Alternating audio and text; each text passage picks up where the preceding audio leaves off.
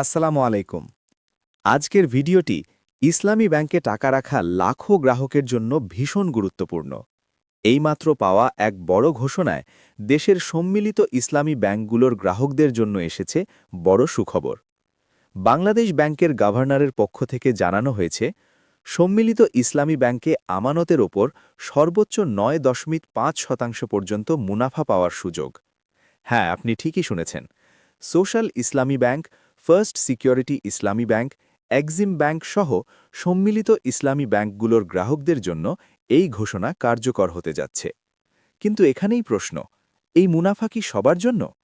কোন স্কিমে ৯.৫% পাওয়া যাবে? মেয়াদ কতদিন? আগে যারা টাকা রেখেছেন তারাও কি এই সুবিধা পাবেন? আর সবচেয়ে গুরুত্বপূর্ণ প্রশ্ন, এই সিদ্ধান্ত কি স্থায়ী নাকি সাময়িক?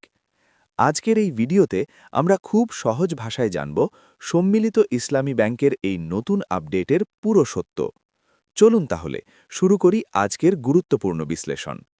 ২০২৬ সাল থেকে সম্মিলিত ইসলামী ব্যাংকের গ্রাহকরা আমানতের বিপরীতে সর্বোচ্চ ৯.৫% হারে মুনাফা পাবেন বলে জানিয়েছেন বাংলাদেশ ব্যাংকের গভর্নর আহসান এইচ মনসুর। বৃহস্পতিবার ২৯ জানুয়ারি বাংলাদেশ ব্যাংক ভবনে আয়োজিত এক সাংবাদিক সম্মেলনে তিনি বলেন, সম্মিলিত ইসলামী ব্যাংকের এই মুনাফার হার বাজার ভিত্তিক ও প্রতিযোগিতামূলক। একই সঙ্গে তিনি জানান, ২০২৪ ও ২০২৫ সালের জন্য আমানতকারীরা ৪% হারে মুনাফা পাবেন, কারণ এই ২ বছরে সংশ্লিষ্ট ৫টি ব্যাংকই বড় অঙ্কের লোকসানে ছিল। ইসলামী ব্যাংকিং নীতিমালা অনুযায়ী ব্যাংক লোকসানে থাকলে আমানতকারীদের মুনাফা পাওয়ার কথা নয়। তবে সরকার অনুকম্পা হিসেবে ৪% হারে মুনাফা দিচ্ছে। এতে মোট ব্যয় হবে প্রায় ৪,৫০০ কোটি টাকা। গভর্নর আরও বলেন, আগামী ১ ফেব্রুয়ারি থেকে মাসিক ডিপোজিট স্কিমের বিপরীতে আমানতকারীরা মাস ভিত্তিক মুনাফা পাবেন। তবে ২ লাখ টাকার বেশি মূলধন উত্তোলনে কিছুটা সময় লাগবে বলে জানান তিনি।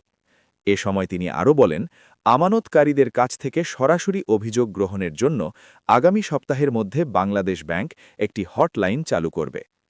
চলতি জানুয়ারি মাসেই পুরনো আমানতকারীদের ২ লাখ টাকা করে ফেরত দেওয়া শুরু হয়েছে, যা এখনও চলমান। পরবর্তী আপডেট তথ্য পেতে সাবস্ক্রাইব করুন। ধন্যবাদ সবাইকে।